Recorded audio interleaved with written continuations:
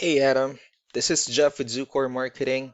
We're based out of San Antonio, Texas, and Maynard forwarded your website over for an analysis. So in this video, I'm going to show you how you can get more customers on Google. We're also going to run through a couple of things that you can implement right now. And aside from reviewing your website, we're also going to look at one of your top competitors' website and show you how they're currently beating you online and the things that you can actually do differently to counteract that. But first, we'll start off with your website.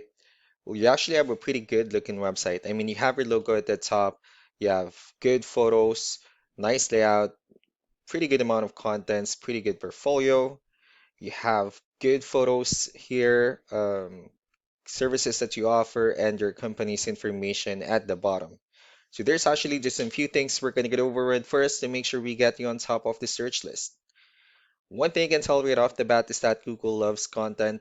Google is actually looking for 1,500 words on a homepage, and in addition to this, the more content you'll have, the more you look like an expert in Google size. So of course, if you want to beat out the competition, you'd want to have 1,500 words or more.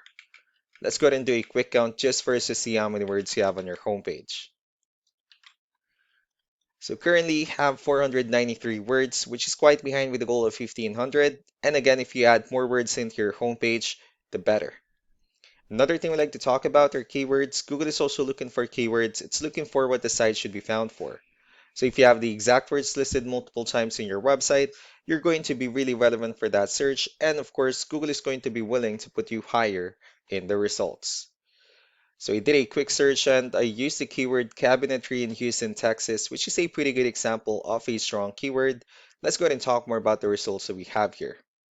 Starting off with the first one, this is what we call the sponsored or the paid ones, wherein people are actually paying ads for their website to show up here.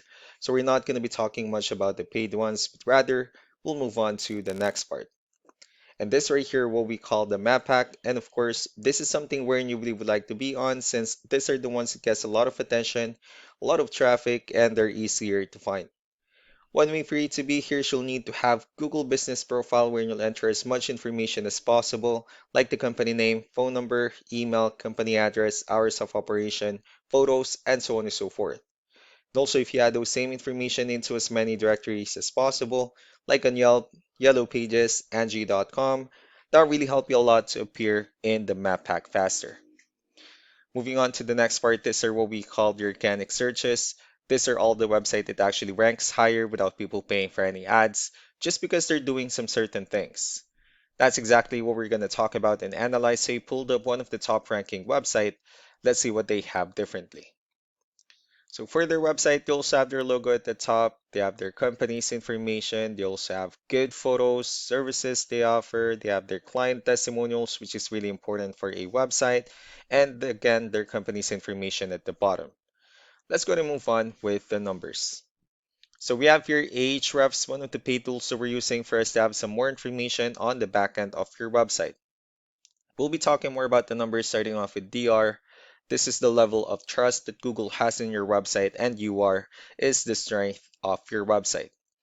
Backlinks, on the other hand, these are other website that refers to your website, so they're like shoutouts from different directories like Yellow Pages, Yelp, and the like. Let's go ahead and take a look at your competitors' numbers.